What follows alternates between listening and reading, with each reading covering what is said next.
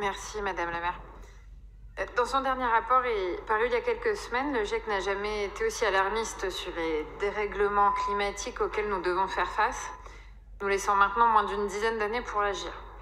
Et Paris agit, non seulement pour contenir le changement climatique en limitant l'empreinte carbone, et non en bitumant Paris comme j'ai pu l'entendre, mais aussi pour anticiper ses effets et adapter la ville aux conséquences des dérèglements, notamment les vagues de forte chaleur de plus en plus fréquentes.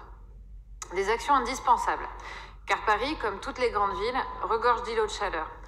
Notre capitale a d'ailleurs été très touchée par plusieurs épisodes caniculaires, mettant en péril le bien-être et la santé des habitantes et des habitants, en particulier les plus fragiles et les plus précaires. Face à cette situation très préoccupante, les villes doivent amplifier leur transition écologique, s'adapter et envisager toutes les solutions permettant de rafraîchir les habitations comme l'espace public.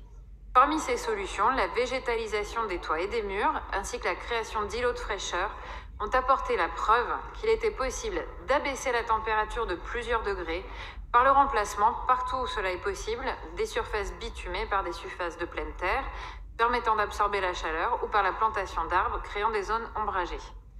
Notre parc de logements sociaux dispose de nombreux espaces permettant la mise en place de projets associant désimperméabilisation, végétalisation, récupération des eaux pluviales et mise en place de protection solaire.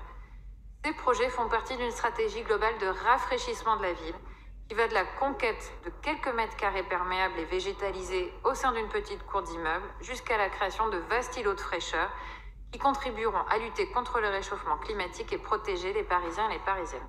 C'est le sens de cette délibération que les élus Génération soutiennent pleinement. Merci.